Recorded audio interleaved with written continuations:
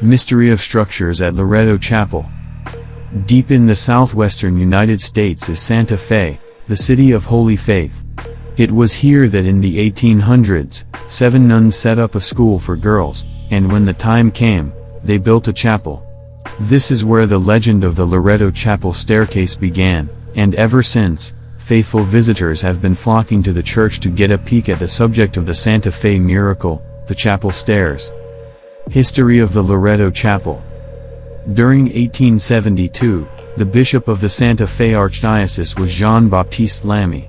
French by birth, he was elected as the very first bishop of the diocese and commissioned and oversaw the construction of a chapel named Our Lady of Light in 1873. A religious order called the Sisters of Loretto would maintain the chapel. Constructed in the popular Gothic Revival style, the whole chapel was designed by renowned French architect Antoine Molly. Unfortunately, Molly never lived to see the work completed. The structure was sound and almost finished by 1878. The only thing lacking was a means to ascend to the choir loft. The chapel was not the largest sanctuary in the world, so a standard staircase was ruled to be too large to be practical. Other churches and chapels of the same period had ladders as opposed to stairs. However, the sisters quickly dismissed this idea due to their attire. Without a way to reach the loft, the chapel would not be able to function properly. While the likely proposals, suggestions, and ideas were being debated by members of the construction industry, the sisters considered this to be nothing more than a test of their faith. Legend of the Loretto Chapel staircase. Sometime around 1880, the entire order began to pray to St. Joseph, the patron saint of carpenters, for help with a solution for the chapel stairs. On the 9th day of prayer, a visitor arrived at their door with his mule and some tools. The first thing the man revealed to the sisters was that he was a carpenter by trade. He was invited in and discovered the dilemma left behind with the untimely passing of the original architect. The solo workman, unlike many other tradesmen that had a look before him, said that it was possible to construct a useful staircase to the loft without becoming an eyesore in the available space. The only condition he placed upon the sisters was that he would have to work in private. The sisters were only too pleased to agree to these terms if it meant getting their staircase done. While they used the chapel for their own activities, the carpenter retreated, returning only when the chapel was empty. Some of the sisters claimed to have seen wood soaking in tubs provided for him. Reports made at the time contradict one another. Some insist that construction was completed quickly, while others reported that it took longer than might have been necessary. The carpenter disappears. When the spiral staircase was finished, the sisters were delighted with how it turned out. So much so that they organized a banquet in honor of the carpenter. This was when he was discovered missing.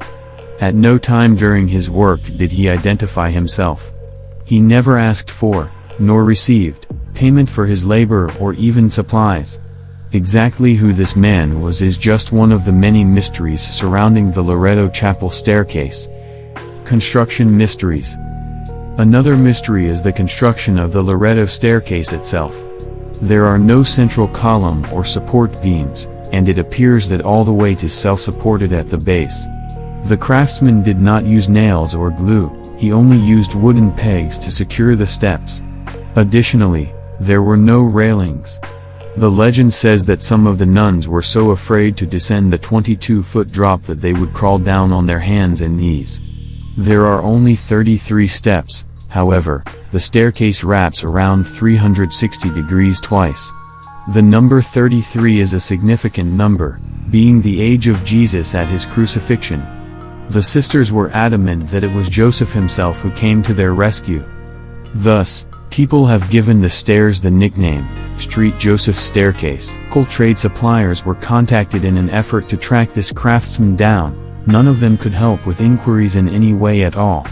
No bill of sales could be retrieved, and the lumber that was used was discovered to be of an unknown type. Whatever the wood that was used, it was not indigenous to the Santa Fe area. A modern analysis revealed the wood to be spruce, but a variety that nobody was familiar with. It was concluded that the closest possible locale for wood of this type would have been somewhere like Alaska. Why would a Victorian carpenter transport scores of tons of lumber with nothing more than a mule, just on the off chance that it might be needed to build a staircase thousands of miles away? Sorting through the facts and fiction. As with all legends, there is some truth and some fiction to the story about the Loretto Chapel staircase. Mary J. Straw Cook, a historian, researched the Santa Fe stairs for 7 years. She compiled enough evidence about the mysterious carpenter that she was able to write a book called Loretto, The Seven Sisters and Their Santa Fe Chapel in 1984. Cook says that she found an entry in the Nun's Daybook dated 1881 which indicated that they had paid a man named Roches for wood. Cook also found an old newspaper article in the New Mexican that said Mr. Roches had been shot in the chest in his Dog Canyon home and that he had been a skilled woodworker who built the impressive Loretto Chapel staircase. According to Cook, François-Jean Roches was a member of a French secret society of highly skilled craftsmen and artisans called the Compagnon, which has existed since the Middle Ages.